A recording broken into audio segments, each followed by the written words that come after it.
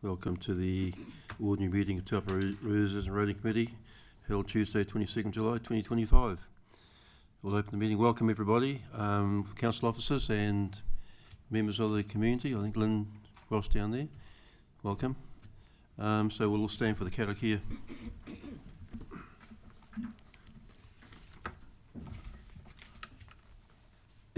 Tuia ki te Māori o te whenua. Tuia ki te mana o te tangata. Tuia ki te pono, te aroha, kia piki, kia eke, ki te taumata. Huie taiki. We have apologies from Mayor David, from Councillor Campbell did indicate he was going to be coming online, so that may be a late apology, or just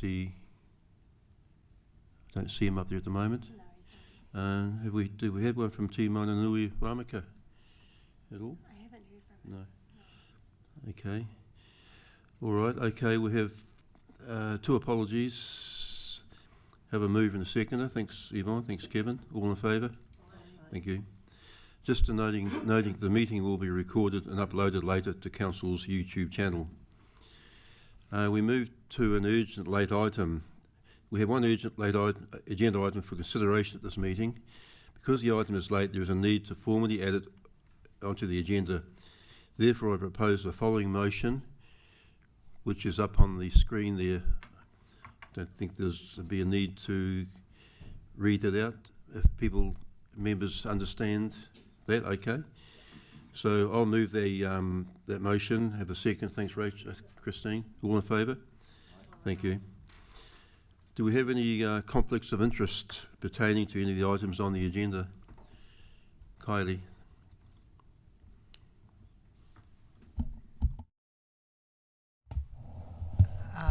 I'd just like it noted that I'm on the Board of Trustees of Taupō College. If people would prefer I wasn't involved in that discussion, I'm happy, but I'd just like it noted. I don't see it as being a particular conflict. Thank you, Kylie. Do the members feel? I don't really feel it's probably going to be compromised in your decision making. I don't believe Councillor Lynn is compromised or conflicted. Her interest is no more than any other member of that community. So. Thank you, Councillor Taylor. Thank you. All right. Okay. Thank you. All right.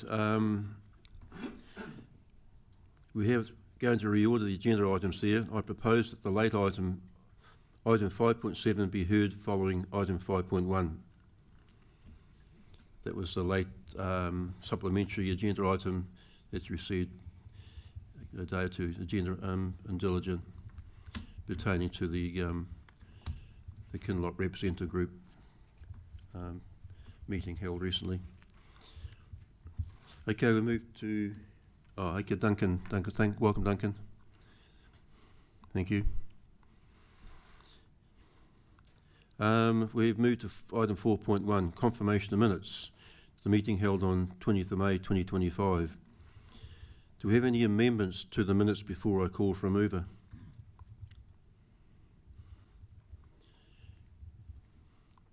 Okay, we have a recommendation up on the screen, so we have a move and a seconder, please. Thanks, Rachel. Thanks. Move, seconded by Christine. All in favour? Aye, thank you. All right, okay, we move to item 5.1. Customer request for tree removal at Fernie Place Reserve, and I invite Billy come to speak to the item.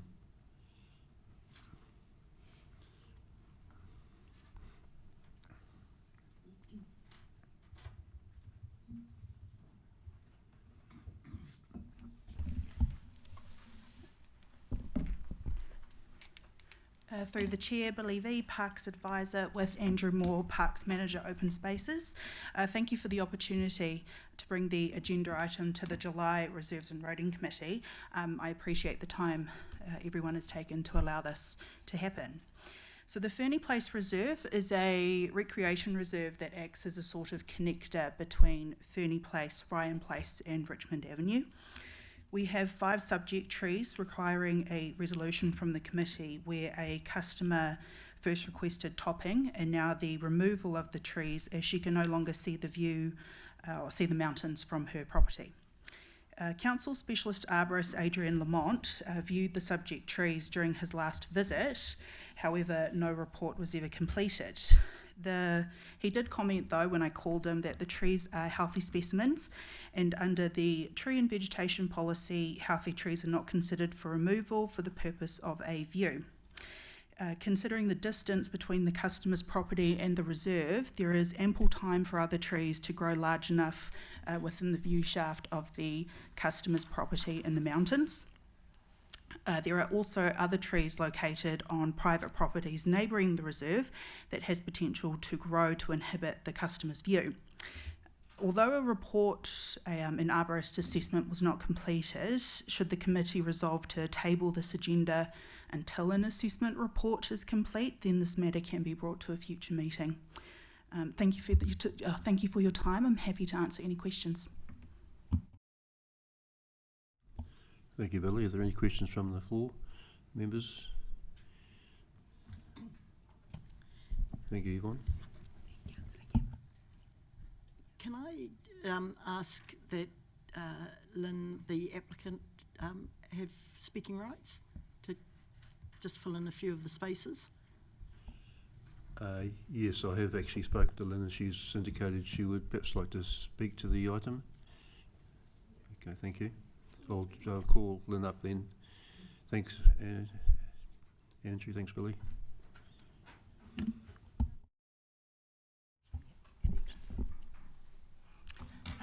I totally understand that there has to be policies for views.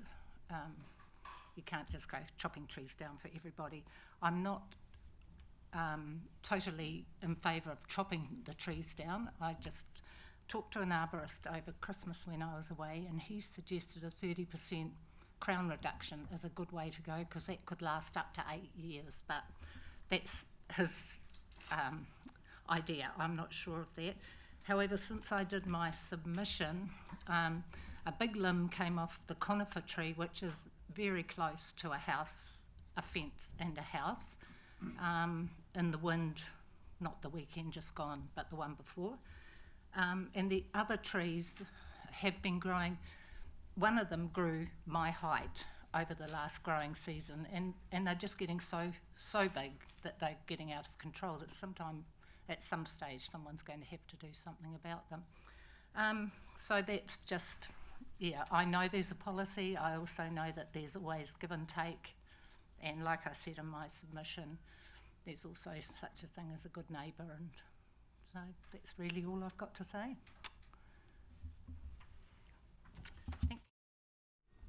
Thank you. I understand from Karen that Duncan had your hand up earlier, or is it still have a question? Yeah, through the chair. Oh no, that was a helpful explanation, and yeah, I think can't blame the applicant lady for asking. I just have a couple of questions really. One was, well, actually, Lynn mentioned it, alluded to it. I suppose I was interested what the immediate neighbours might have thought of that, because yes, I imagine those large trees have some shading effects on some of the trees around there, and if limbs are falling off too, then they might support something happening with those trees. I suppose, yeah, I mean, the report we've got here is removal of trees. Sounds like there's an option that would improve things without having to totally remove them. That would be an interesting option to explore. I would have thought an arborist report, if it's going to be happening, I would have thought that would have been at the cost of the applicant rather than the council, seems it. Just before we move into debate, if that's not a question. Before we move to, we have to actually move and second the actual the recommendation, and then we debate it from then on. So, well, I do have one question though. Yeah, I'm just interested in how much staff time was involved in producing this report. Was that a legitimate question to ask at this point? I think they're secondary to the actual request by the applicant, but we just need to just address where we are with the recommendation, and not sort of litigate what the time might have been in this. So that's probably a secondary item matter. Thanks, anyway, Duncan. So if there's no further questions, a recommendation up on the board. We have Rachel. Yes. I was just interested to learn that there was a limb that came off one of these trees. Was there any damage caused, or was it a council clean-up, or how did it affect any neighbouring properties? Through the chair, the limb that fell, as Lynn mentioned a couple of weekends ago, that was on the reserve site. So the team cleaned up the branch, and I believe it's on the maintenance schedule to be fixed. Okay, and is that also the tree that the arborist has suggested a 30 metre crown removal might be? I'm not too sure. Is that the same tree? This is a different arborist that Lynn okay. approached on holiday. Right, okay, thank you. Christine first, thank you. Well, I don't know if this is an appropriate comment at this stage, but can't we compromise? I mean, if there is something that can be done on the tree at the applicant's request, does it have to be as black and white as this? Can't we compromise? Is it really going to... They're scrunchy old trees anyway. Can't we chop the top off, for want of a better way of describing it? Kevin, thank you. Got it. Just reading the executive summary, I just need some clarity, because this item says these trees could be on council land or private property. Which is it?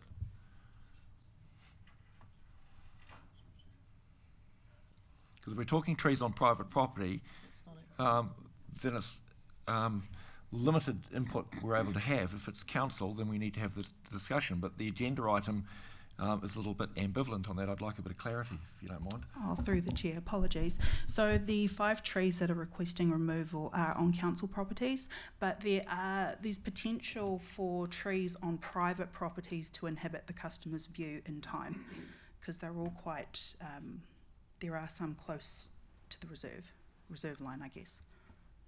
Thanks, Billy. Yeah, Yvonne. I think I can see where parks and reserves have come from, because, you know, as you can appreciate, Lynn, there's a lot of people who've had their views blocked by trees, whether they're private or council trees, growing into the views over many, many years. But in saying that, and John and I went up a number of months ago and met with Lynn to look at the trees. One end of it from Fernie Place in the cul-de-sac, there are 2 extremely ugly looking trees as you go through there into the beautiful reserve area, and then the other 3 trees in that big reserve area. Some of the photos are a little bit misleading, because one looks like a summertime photo, and then the others look more winter when the trees are fully laden. But I think if we're going to have a policy with healthy trees, and I notice we've got some other requests later on for tree removal, you know, healthy trees, we've got a policy. Do we do it? Are there other times when we don't?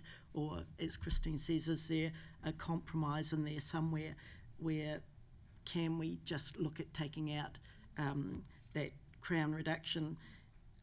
It's interesting that our arborist, Mr. Lamont, came down and then looked at the trees and then didn't do a report, which I just got a little bit of a query on as well.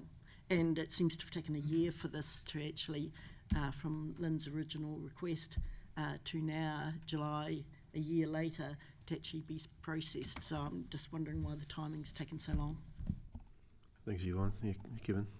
So I'm just conscious of your earlier comment. We're now debating this without moving it, but that's okay. Yeah. If you're happy to keep going, I will. Otherwise, I'll wait till we move it, and then there's a couple of other comments and debate I'd like to make. I think probably the process is, you know, without prejudice to any decision voting, the process is to actually move and second the recommendation, then move into debate, and then we can actually, if there's any amendments to the recommendation, as some of the members have suggested, some ways of mitigating, also helping the customer to through this process. I think it's probably the process, isn't it? I would just, through the chair, I'm conscious that there's been a number of questions asked, but not necessarily answers provided. So maybe if we work through those questions to help alleviate some of the questions that have been raised by the table first, may be a bit more appropriate. Okay, fair enough. Okay, away you go then. Yep. Respectfully suggest that's a better way to do it, because I'm happy to move the motion to allow the debate, but I actually don't agree with it. So, which puts me in a bit of a dilemma there, and I have a number of questions around leveraging off Councillor Westerman's just said. If we've got an arborist has had a look at it, we don't have a report, and now we know that a limb has fallen from one of the trees. This is not a aesthetic view shaft blocking issue. This is a safety issue, and that would be my concern, which I'm uncomfortable moving it as it is. And through the chair, we're mindful that the arborist report hasn't been completed, and there was an intention to actually bring this to the committee at a later stage to allow us to have that report available.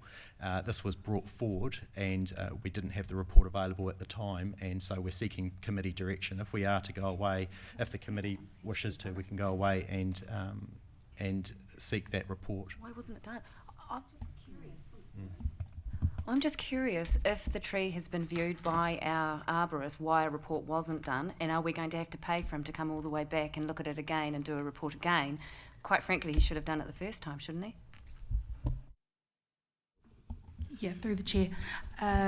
Adrian Lamont came to town about a couple months ago, and I was waiting for the report to be done to present at the September meeting, but it was brought to this meeting, so we have the opportunity to understand what you would like us to do. He can do the report because he did do a full assessment of the trees. So he viewed it 2 months ago, but we still don't have the report. We'd have to wait for how long for a report? I can chase up with Adrian today. I can give him a call if you like. Okay. Well, I guess I would like to look at a way that we might be able to compromise. It sounds as though there are other options. We might be able to remove the crown and alleviate some issues. I hope the trees are now on a maintenance program, especially given the limbs dropped off. Yeah, okay. Well, I'd be in favour of looking at a compromise here if others are.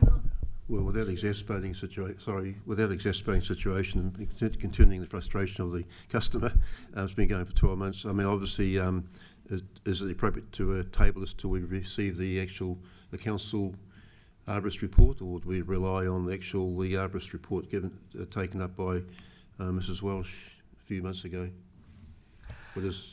I don't think we should wait. I think it's an embarrassment that it's taken a year, and I don't think we should put this poor woman through any more. However, I do want to clarify what Councillor Westerman said about 2 of the trees being straggly, strange examples.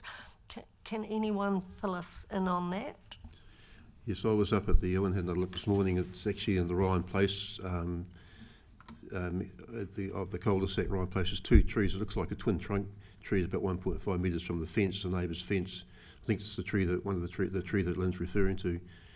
Some of the crown or a branch broke off and fell onto the pathway on Fernie Place recently, a couple of weeks ago. So I think that's one that Yvonne is referring to. We're both referring to, and Kevin's alluded to. If it's more of a safety thing rather than actually a view shaft situation. Most probably just making the comment, I suspect that Adrian Lamont, the arborist, will do his report and most probably tick them off as healthy trees, and that was my response earlier to Warwick and Billy, that, will it really matter if he does a report or not, when I was reading the recommendation, because he will most probably say they're healthy trees, and then we got the information that limb had come off that particular tree. It's very, very close to what I think looks like a rental property, and maybe the owner's not in town to just appreciate how dangerous that tree is.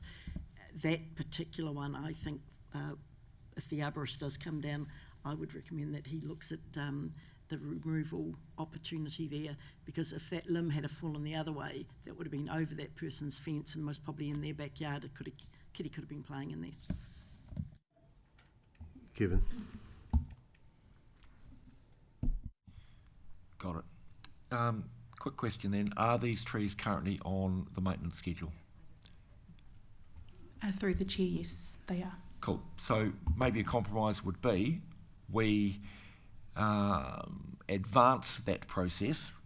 It's like bring them forward in terms of when they might receive attention in terms of the maintenance schedule, and that circumvents us having to make a decision on this, and maybe this item sits on the table, comes back to the next meeting with the resolution that it has been sorted and that council staff simply go and do the maintenance that's required to make them safe and bring them down to the level, just as a simple pragmatic way of dealing with it.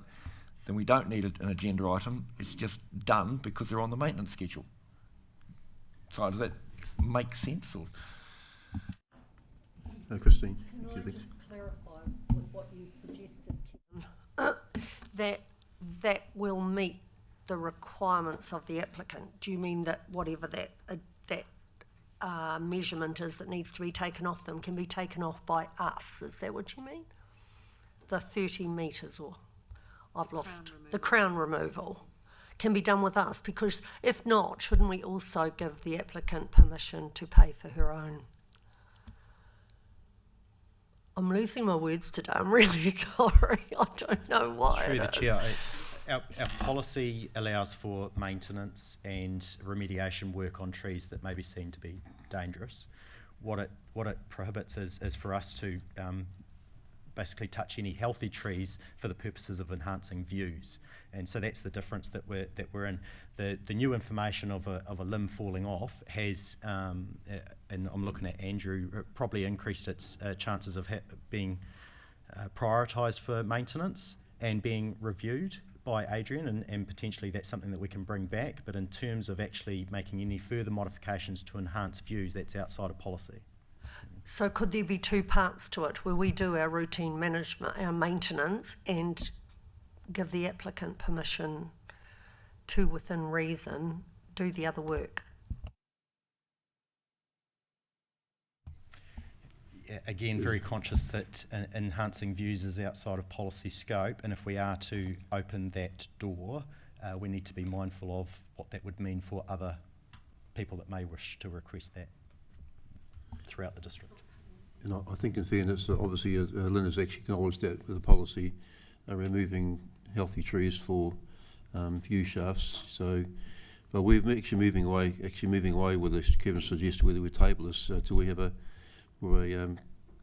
updated report, because we've moved right away from the recommendation as it stands.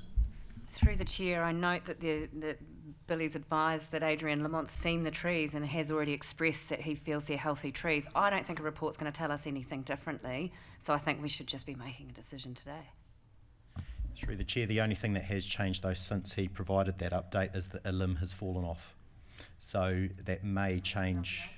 Yeah, that may change the nature of his advice. However, I'm up to the team's discretion on that one as to whether there will be any value add in Adrian's comments post a limb falling off.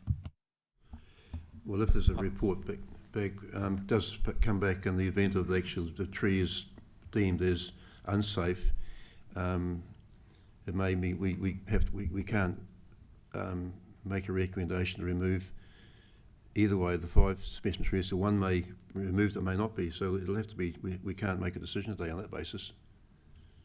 Would that be fair enough, or just?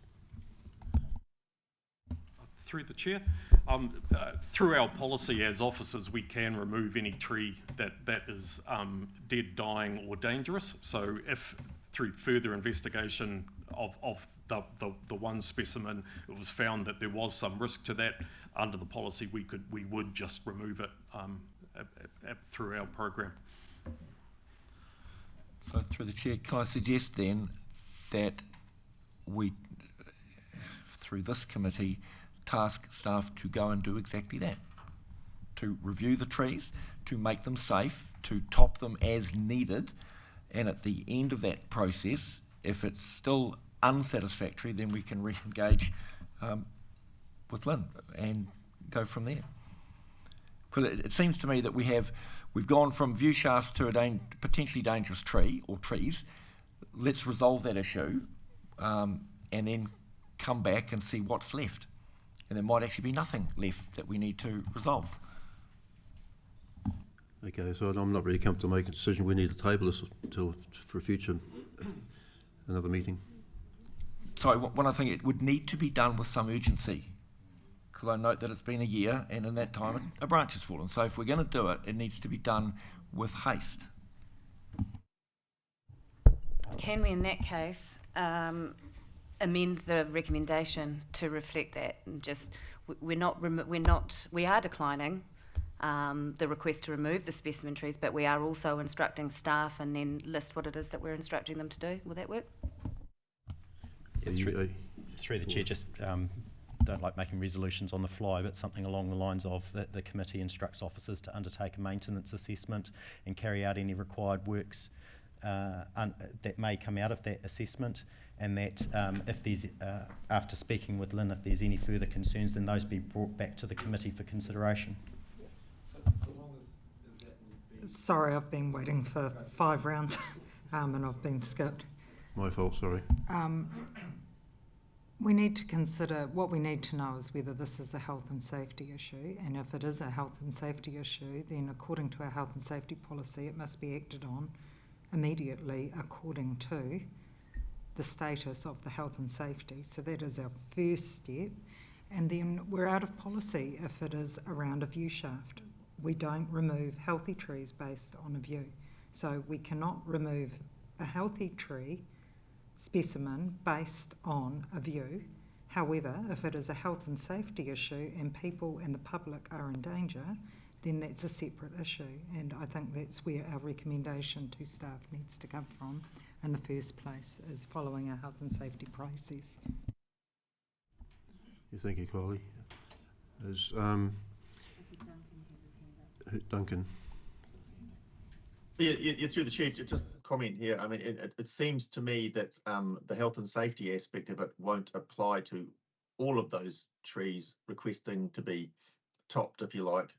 And reiterate, I think, okay, it might be outside policy, and I've got a question at the end too, actually, but it might be outside policy, but if the customer's prepared to pay for some of that additional work to happen, I think we should be open to that. But my question, I have a question. It's a genuine question. If we're going to go topping trees for people's views, okay, do we have a perspective of is that going to okay, even if it's not at ratepayer cost, is that going to annoy anyone significantly out there? That's a genuine question of mine. I'm just wondering. Well, I think the issue there is obviously with once again going back to the tree and vegetation policy and the actual dangerous precedent you set within the community for future requests for topping trees for views. So, but if it's a health and safety thing, I agree with Kylie. I think we all agree if it's a health and safety issue. Warwick, I think we'd all agree that some maintenance program needs to be maintained and some more further inspection on that tree. So, Rachel has suggested perhaps an amendment to the actual the recommendation sitting on the actual table here. Would you like to provide some wording on that, or just with some help from Karen? Not really. I guess we need to. I think we just need to be very clear about what it is we're instructing staff to do. So start with that, and I agree with Kylie that we do need to investigate whether or not this tree is a health and safety hazard.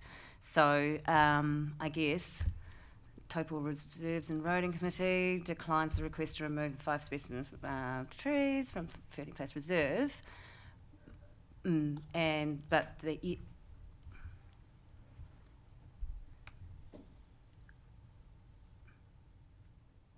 that's okay. No, that's all right.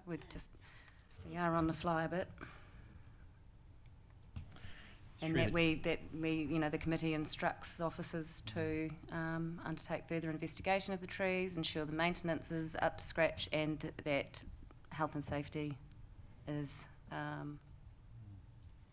Through the chair, those officers currently have delegated authority to undertake that work anyway, given the risk that that poses. So whether it's a direction from the committee or not, that's definitely a priority for us, is to undertake that work anyway, given that a limb has fallen off. We need to do a maintenance assessment or assessment on the tree to understand what are the new risks, if there are any. Can we take out item 1? That might be the recommendation, but we're not saying that. We're not forming a view of whether we decline the request or not.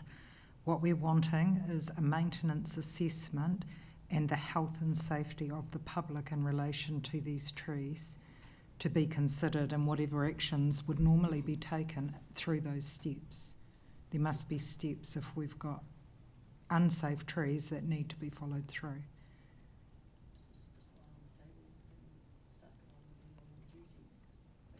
And then it comes back as an item to the next meeting. Thanks, Holly. Thanks, Yvonne. I think probably Yvonne's going to reinforce that particular recommendation. Yes, I wonder whether we just leave the resolution on the table from today's meeting. As Warwick says, the staff have got the jurisdiction to check the tree under health and safety, and if it needed to come down, you'd make that call, and then we can come back and review the other items at the next meeting. Yeah, I think probably given Warwick's commentary around about, councillor delegation to the maintenance work, whether it was actually just we table the item and bring it back to another meeting. Thanks, Kylie. I would hope that if there's a maintenance and a health and safety assessment, that whatever actions need to be taken out of that would occur. Like, I don't want to see an assessment come back to us and a kid end up under a branch. So, well, we must have a policy around what we do if a tree is an issue under health and safety, of actions that we take. So I guess what I'm saying there is I don't want to come back to this next meeting with an assessment of maintenance and an assessment of health and safety. I'm wanting to see whatever the action is that it states in our policy having taken place under that guise, and then we consider the next matter at the next meeting, please. Through the chair, definitely. The current policy allows us to get on and do it, as you say. We need to make an assessment to understand exactly what actions are required to be undertaken. We as officers will go and carry out those actions as soon as practically reasonable to be able to do, and then when this item has come back, we can report back on what actions have been undertaken as a result of it. Current status. Thanks, Kylie. Thanks, Warwick, for that clarification once again. It's quite clear. So we actually, I think we've probably had enough discussion on this, around some robust, really helpful discussion around the table, all the viewpoints. I think we have a recommendation up on the screen there. Is that what you want? So, are we okay with?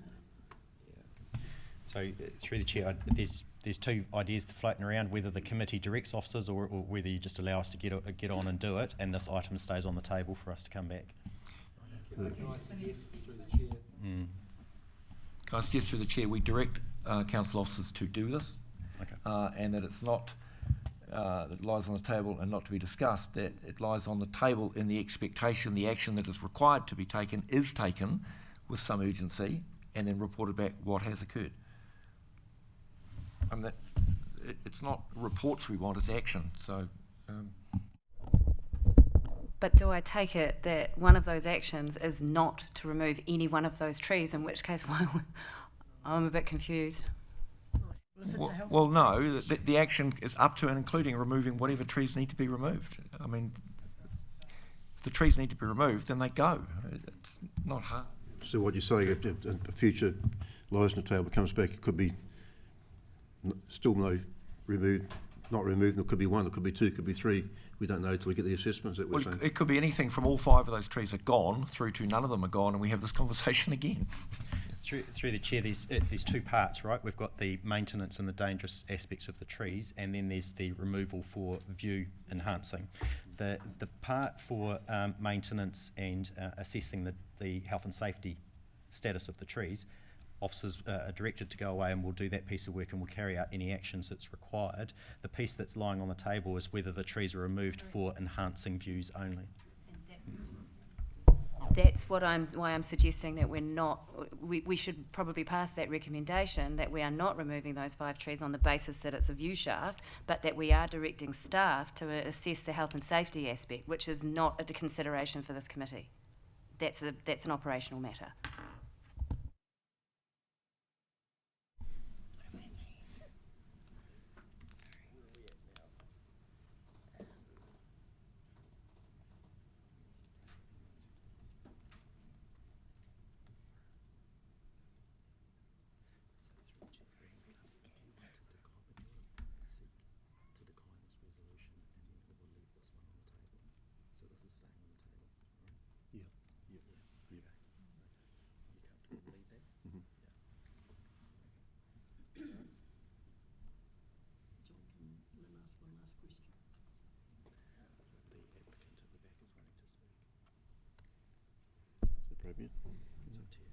Lynn, do you want to add something, just briefly? It's not 5 trees for removal. It's the one conifer that has got the limbs coming that I think probably needs to be removed. It's the little topping of the other ones that are just growing higher. I never ever asked for 5 trees to be removed. Just put that straight. Well, thank you for that clarification. It does actually make it a lot simpler to move to the recommendation, and then we can move to the actual matter of actually if there's any tree maintenance involved, this involving health and safety around 1 or 2 or 3 or 5 of those trees. So I think we probably, if we have that case, Rachel suggests we move to the recommendation, and we can perhaps have whether we need an amendment, because it's standard process with council and your delegation to do maintenance to manage any risks. Yeah. Right. Okay. So what are we writing? We're not leaving anything on the table, though. No, we're not leaving it on the table now. No, we're going to make a decision. Yeah. So number 1 is declines the removal of the 5 specimen trees and directs officers to undertake health and safety assessment and to report back to the committee with the outcome. Yes. Okay. Just a third one, Karen, to report back to the committee. Yeah.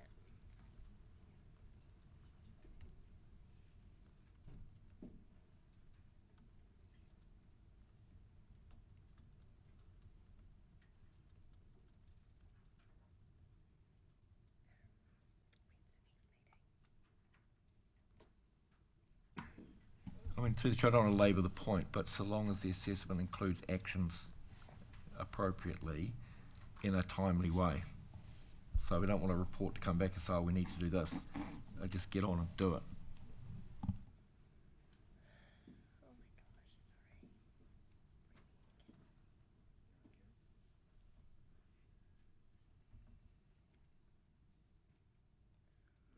Okay, we have. Take 5 minutes while we clear the resolution, and then we'll come in. Okay, so declines the request. Yeah, just take 5 minutes. Okay, we'll take 5 minutes to clear the resolution and just revisit it. Sorry.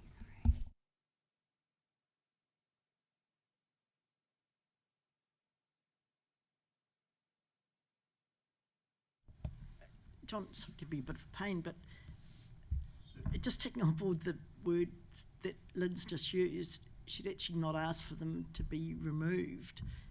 Do we just cancel that resolution?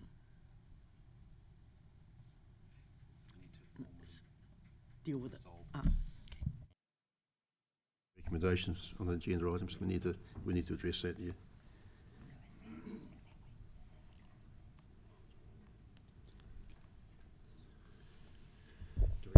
I think that's about right. I'm just picking up Councillor Taylor's comment that perhaps, and reports back to the committee at the next meeting on blah, blah, blah, blah, about outcomes or actions that were undertaken. Yeah, Sorry, don't need to be that specific perhaps, but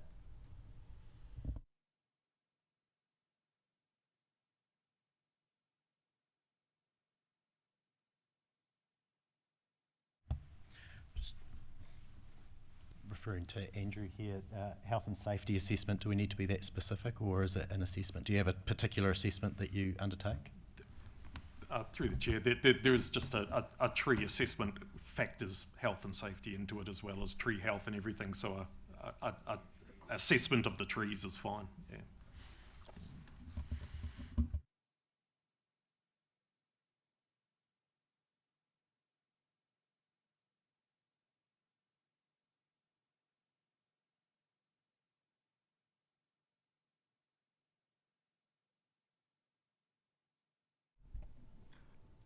Just, I hear what you're saying as far as what you have there, but just looking at the precedents that have been set in other communities where a young person was injured, are you happy that that assessment will provide adequate information just as a stock standard assessment? Absolutely. Adrian Lamont, with his experience, he has a sort of an internationally recognised process that he goes through for these assessments. So plant health and all things arboricultural is just a part of it. Risk and any potential harm and health and safety issues is also a factor that he looks at. Thank you for the assurance.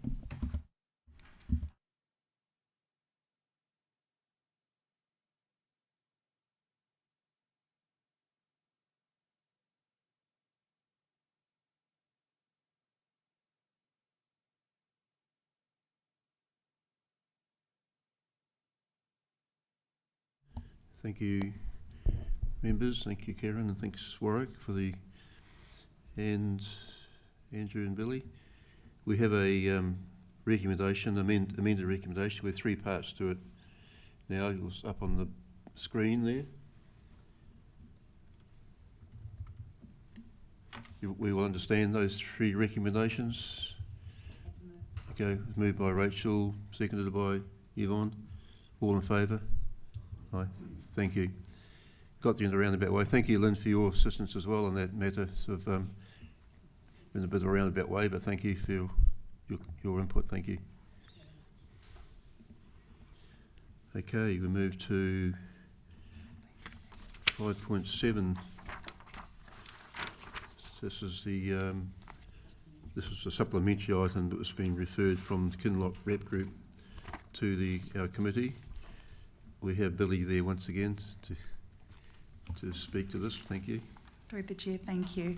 The agenda is a request from a developer who intends to build a commercial development at 140 Kenrick Road. There is currently 1 point for vehicles to enter and exit the address, and the developer requests an easement over a local purpose plantation reserve. In the agenda, you'll see a map that shows easement B as an additional entry and exit point, and easement A will be an exit for service vehicles only. The subject tree within the report is permitted to be removed under the tree and vegetation policy because it's not an intentionally planted specimen. So following discussions with Council Specialist Arborist Adrian Lamont, he's currently conducting a survey of all street trees in Kinloch. So he is familiar with the subject tree and was able to confirm saying that the tree is not of good quality or an original planting and is most likely a sucker from one of the adjacent elm trees. Although this tree wouldn't need a resolution for removal, it has remained within the recommendation as council officers request the committee grants its removal at the cost of the developer. I'm not a subject matter expert on easements, but I will endeavour to answer what I can. I'm happy to take any questions. Thank you. Are there any questions from the floor? No, okay. Oh, well. I can make a comment in that Councillor Shepherd reminded me that this was raised at the Kinloch Rep Group meeting. to see how people felt about it. There was only one person who had an issue, and it was actually nothing to do with this tree. It was about children and buses and things that weren't that far away. So the committee had no issues with the removal. I just want to be clear about that. Thank you, Christine, in your capacity as chair of the actual Kinloch Rep Group, and Rachel and Duncan, I believe, are on that committee as well. So thank you. Through the chair, the Kinloch community's been waiting for a development like this for a long, long time, so we're all pretty excited to see it go ahead. Absolutely, actually. Yeah. Okay, we have a some recommendations there from the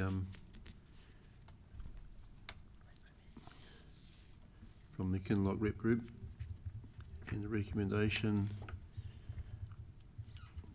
to our committee.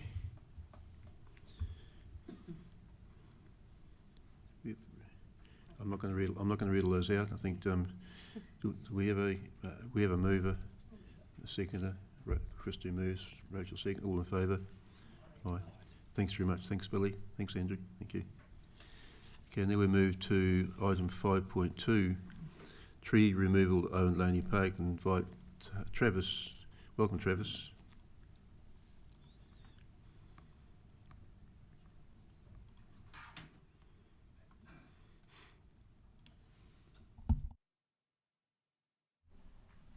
Afternoon, councillors. I will take the paper as read, but I will give a quick summary of the paper.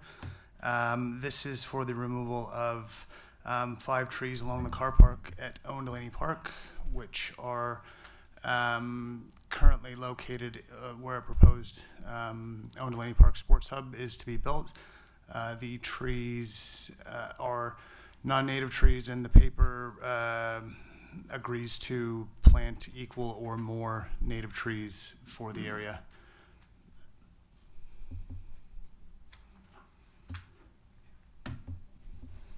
Thanks, Travis. Any questions? To me, it seems like a fairly straightforward. Kylie? Is that the only location that we can have for these facilities? There's really limited shade.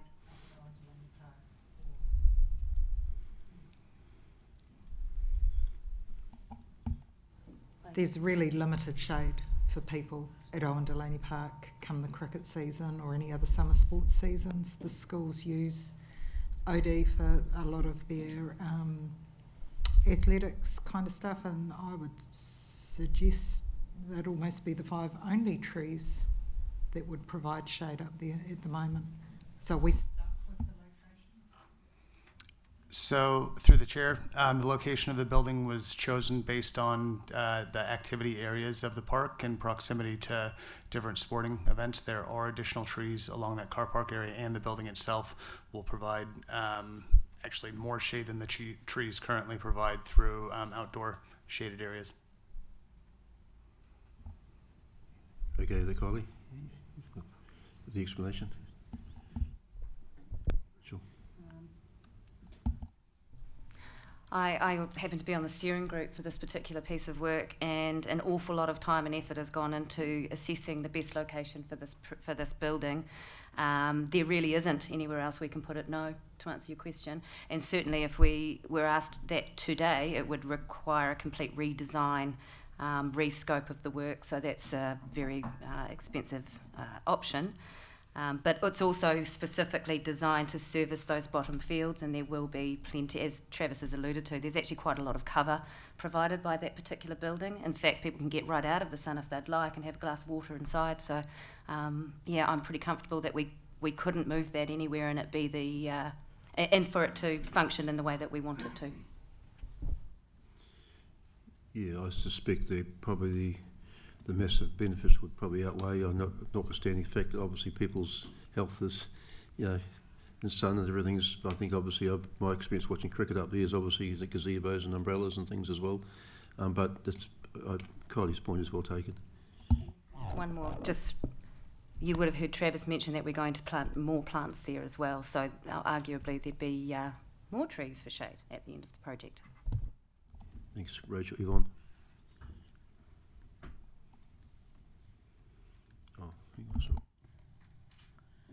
I suppose it's my pet hobby horse with, you know, we continually get the healthy tree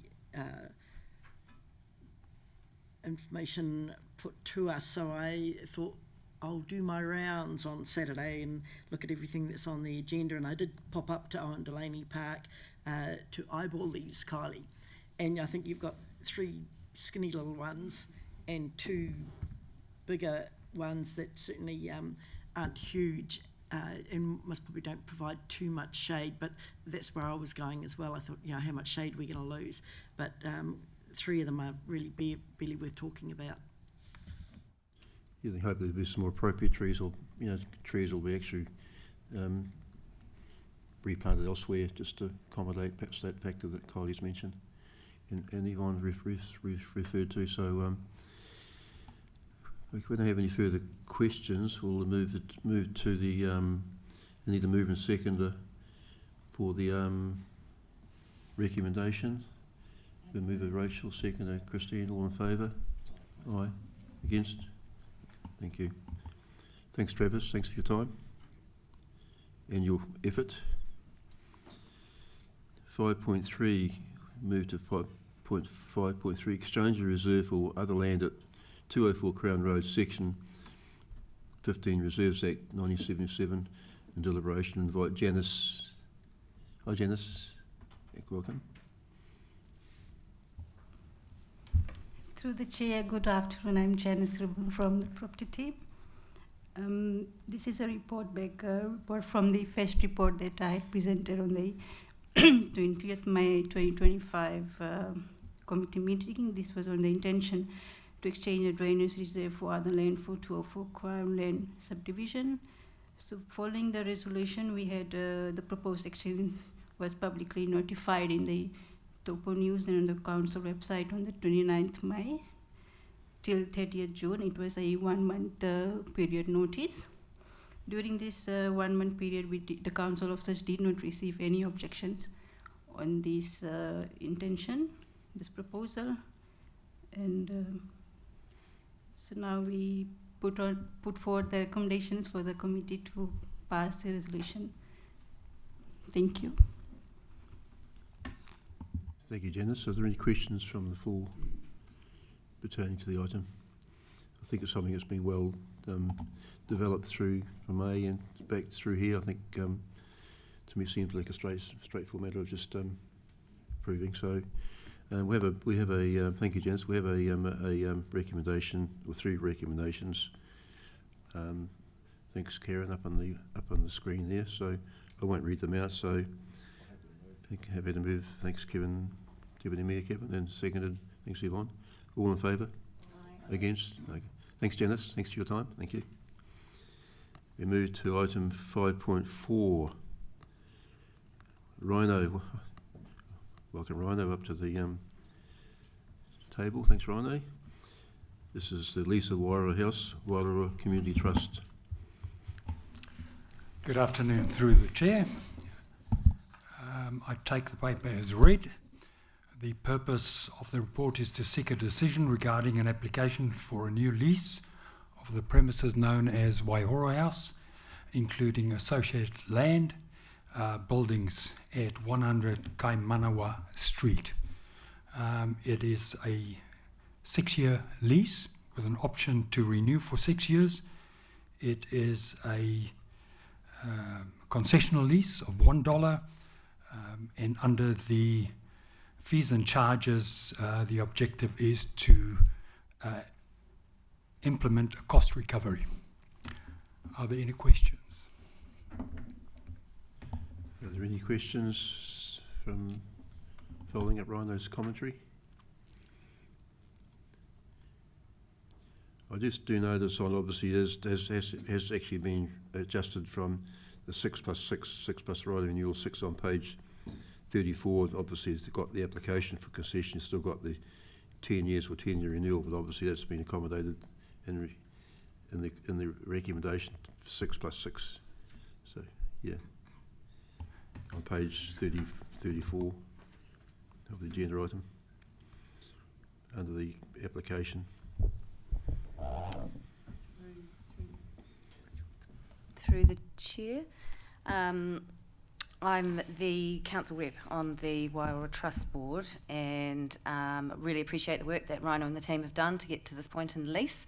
So I think in principle, and the recommendation approves in principle the granting of the new lease.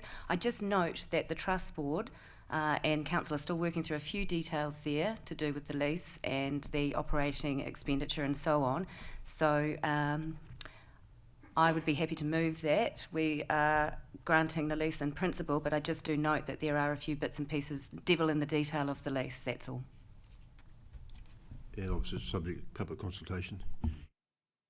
Yvonne? And subject to board approval. It hasn't gone to the board yet.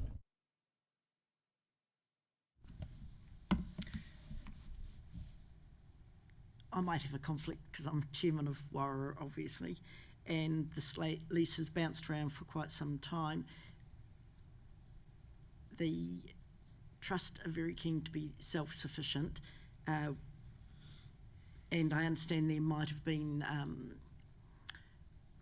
a conversation or some letter previous to me coming in that position, and certainly the result is 2 years down the track we still do want to be self-sufficient and truly appreciate the grant that we've been given by the council, but it's the rating charge that has caused quite a lot of angst with our board and myself particularly.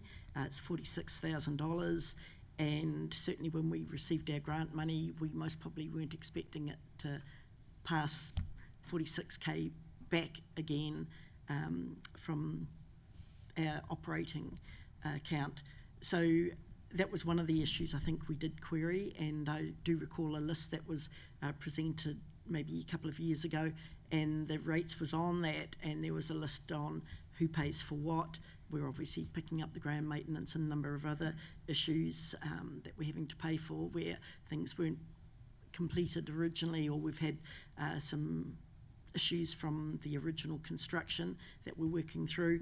We've just funded, for example, our reception counter to make it safer and a little bit more private. That was $15,000. But anyway, just moving on to the rates itself, I still want to understand that in the original lease agreement it did mention that the leaseor would be picking up any rating costs, and that hasn't been carried through to the new lease agreement. And it's just such a large amount of money. I wouldn't like to be approving the lease today. That's all I'd like to say. Thanks, Yvonne. Thanks, Kevin.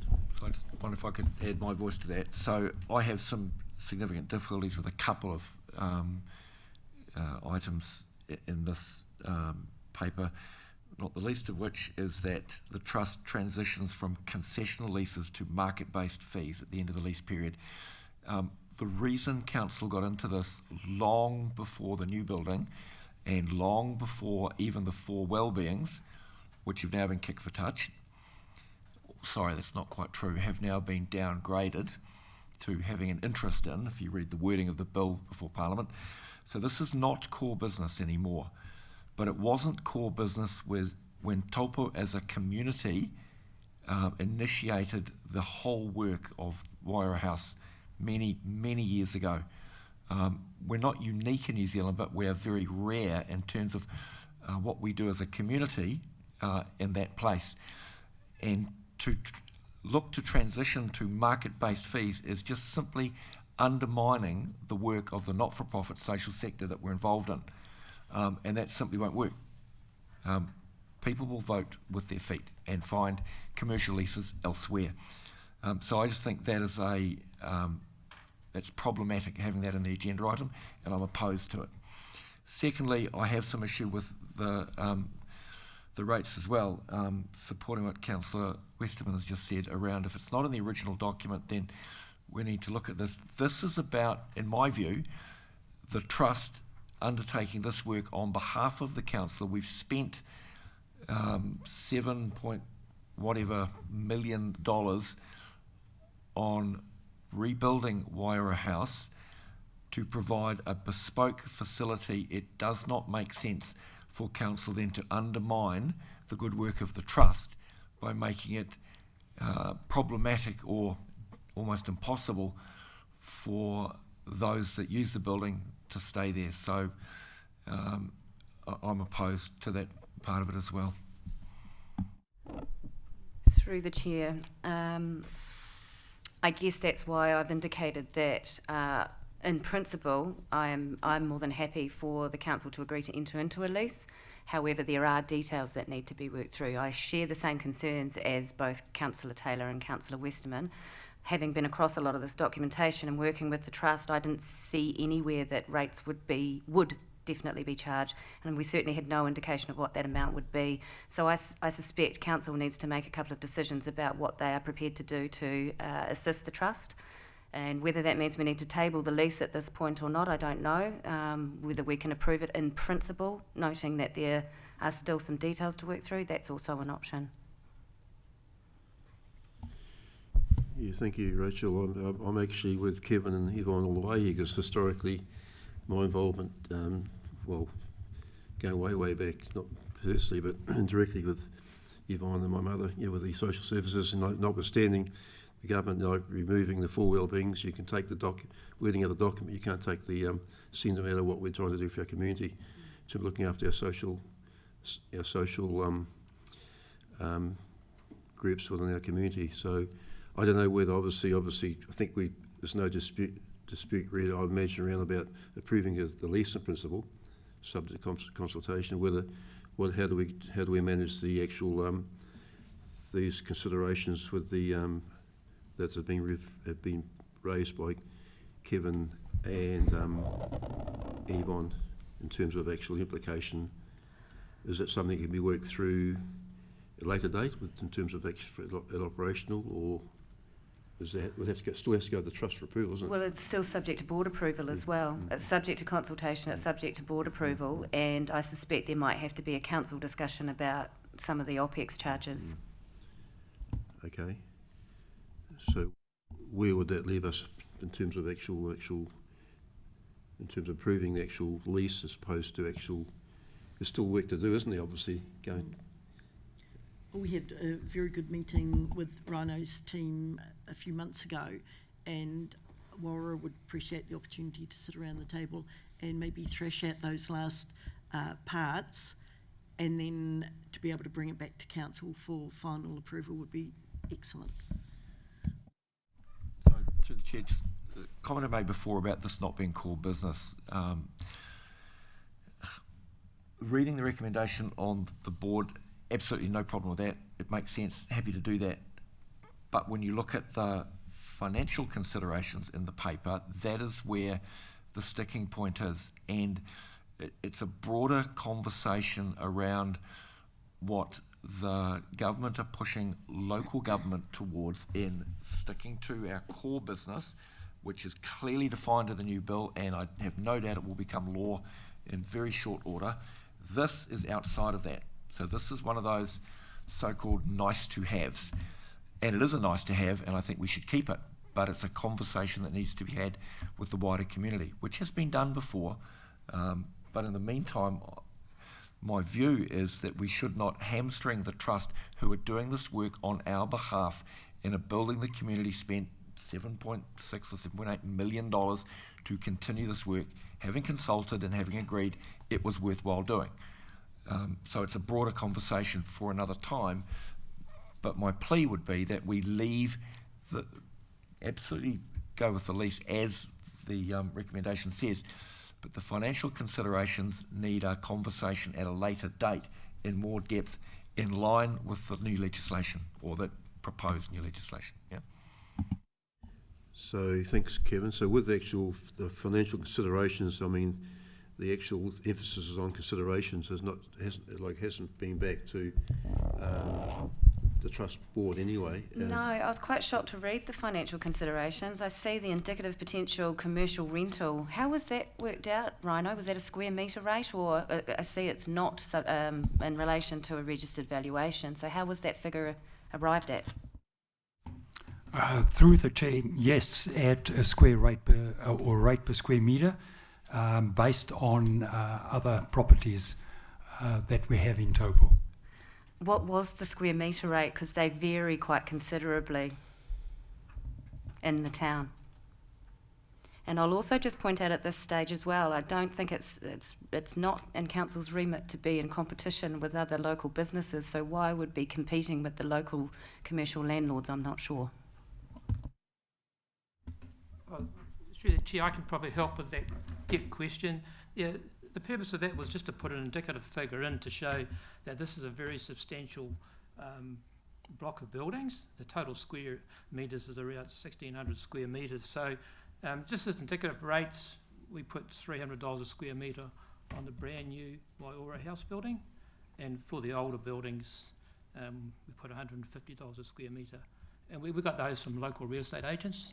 So that was just the purposes of indicative to show this is a pretty major complex. It's one of the, it's our biggest concessional lease by a long way, yeah, so it's, yeah. Thank you for that. Yeah, but built for the purpose of the community. And so I query the $300 per square metre rate. Maybe another question to whoever you got the information off with that underlying reason for why the buildings exist. But just getting back to the resolution or the recommendation, I mean, I'm worried that if you went out with number 2, with the information that's there, and then we have another discussion and the rates aren't included, or that wording to market rent at the end of it is changed, then we might get challenged as a council because we've publicly notified the information that's in this report at that level, which the Trust haven't even agreed to yet. Through the Chair, yeah, we still need to move forward. The key terms are the 6 years. You know, we're setting a 6-year with a right to renewal for another 6 years. That's very helpful for any further discussions around the rates, whether there's any chance of getting a rates remission.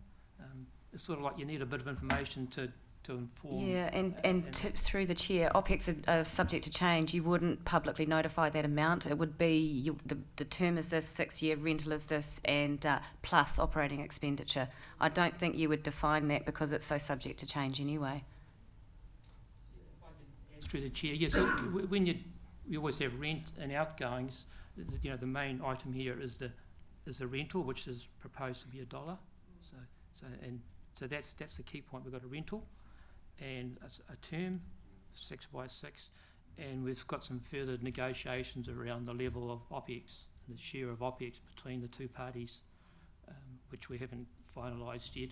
No, and I suspect it might be that we have to go back to council for some of that, because it might be that we look at a different way of building that capability over time. It doesn't have to happen right now. So I'd be in favour, if everybody else is, to approve in principle the granting of the lease, but it is subject to the outcome of public consultation, and perhaps we should be adding in their board approval also, just to cover ourselves. So, through the Chair, quick question for me then. We approve the recommendation with the amendments Rachel suggested. Does that mean we're tying ourselves to the financial considerations as well? Or how far does that go? Because if we agree to that, that's quite generic. There's a lot of detail sitting in behind it. Are we locking ourselves into that detail as well? Because if we are, I have an issue with it. If we're not, then that's fine. Again, subject to change, I don't think we could be held to that. It moves constantly. If that is forming part of our decision, then let's make that clear. We have to cut that right out, because it's going to change next week potentially. So we wouldn't be consulting or being tied to that, I would hope. Through the Chair, my understanding these financial considerations are for consideration only, but there's still a piece of work that needs to be done to finalise the lease arrangements, the final lease arrangements, and if the committee agree, we can bring it back to council for final approval. But up to the officers on that one as well.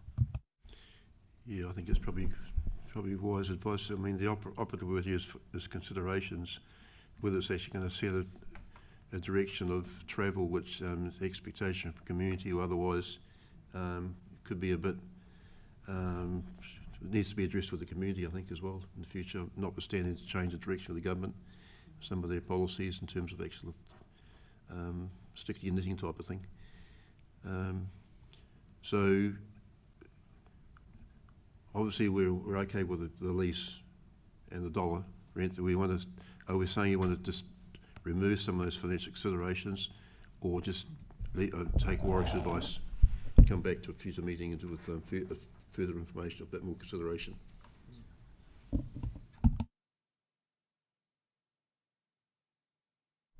Well, as I mentioned before, I think that the recommendation covers it fine as long as we make sure that it says this approval is subject to the outcome of public consultation and the approval of the Waiora Community Trust Board.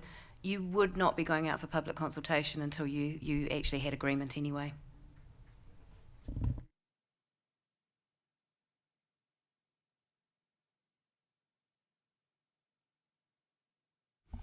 Okay, we've included some wording there to cover the Rachel's point.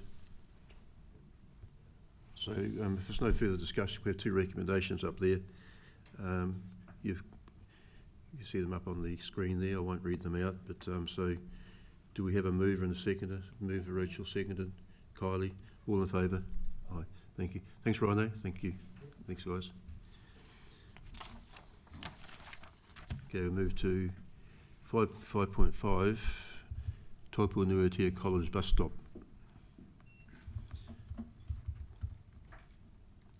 Kylie has indicated a conflict of interest, so I don't think that's really going to be something that should be concerned about in terms of the voting. Thank you. Claire. Welcome, Claire. Thank you, everyone. Through the chair, I'd just like to take the paper as read, but just like to add that when we first received the request from the college, we thought it was just an extension to the existing bus shelter, which is on the corner of Waikato and Hooker Street. But on receiving the plans from the school on the proposed shelters, there were two options tabled, which are shown in your attachments. So there's 2 shelters or an option of 4 shelters. The school would ideally like at least 2 shelters, with the option of further 2 shelters in the future. Just given the number of students that actually now catching the bus, which is a good problem to have, the location is also a transfer of students onto other buses. So there are quite a few students in the location.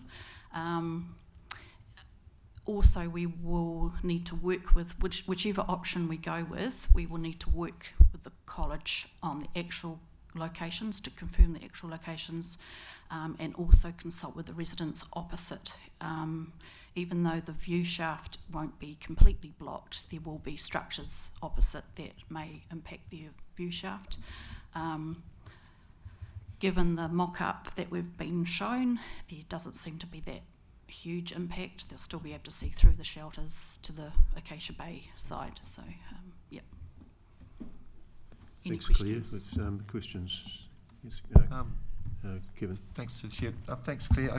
I'm curious, given that we've got 2 options here, one for 2 and one for 4 shelters, and there is so much pressure with that being a transfer, why we would not future-proof this and just go with the 4 option right from the start to save this item having to come back at some stage in the future. Yeah, thank you. I think it's probably very sage advice. Sometimes I see there's already one there. I see Julie has power of attorney over to execute a new, has to be a new lease or a licensed occupier with the, so I think I had another drive up this day, and sort of it seems quite obvious to, allow for more, future proofing with the growth, and also other schools, other buses use it as well to drop off a bit of protection, or students are waiting. I think Kylie wants to make a comment there. I think to turn this down would be to look a gift horse in the mouth. So this is on council property. While Taupō College may have put this forward, this is used by all students in Taupō because this is a circulating spot that all of the buses come into from all of the schools, and then the children get off and transfer to different buses to then transfer them out of town. So you can imagine when it's raining and there's many, many buses coming in there, the kids are rolling in, rolling out, and with that current small space that they have to stand under, it becomes quite a physical issue of jostling for space. So it does create a health and safety issue there. Supplementary to this is the owners of Waikato Street. The other end of the street is under exceptional disrepair, where the students come in and they often park. That's then putting pressure out to Waiora House and the surrounding streets. It's also causing issues as far as parents dropping or picking kids up from those bus stops to get them to after school activities and so on and so forth. It's in my words, it's the dog's breakfast at the end of that street. I drive a 4-wheel drive that I take on farm, and I won't even go through that pothole because it is such a disgrace. And I really think as a council we need to do something. They might be kids, but they're still members of our community. You're just briefly addressing that. So I had to drive up that road this morning. It was absolutely horrendous. The potholes, the seal and everything is, a lot of cars parked either side of the backing up to school and facing the other way. It sort of seems to be something that needs to be hopefully addressed at some stage, whether it's actually something that Warwick can take on board, address as a council, operational thing in some stage in the future or in the near future. I just noticed Roger's here. Oh, Roger, would you like... On the spot. Roger, could I put you on the spot, please, and make a comment on that? Thank you. Through the chair, we have actually got some funding in our long-term plan to look at some work on Waikato Street, and I think it's been put into year 3. Is there any way that could be moved forward? I brought this up at our board meeting because I saw this was on the agenda regarding the bus stop, and the school has been talking to staff. I don't know the details of whom or when, but I do know from our school student reps on the Board of Trustees, and this is going back the 4 years that I've been on the board, they've been writing to council and no action's been taken, and I see it as a maintenance issue rather than a long-term plan. That might be great to do something around a long-term plan at year 3, that's fantastic, but at the moment there's immediate maintenance that I would consider under health and safety.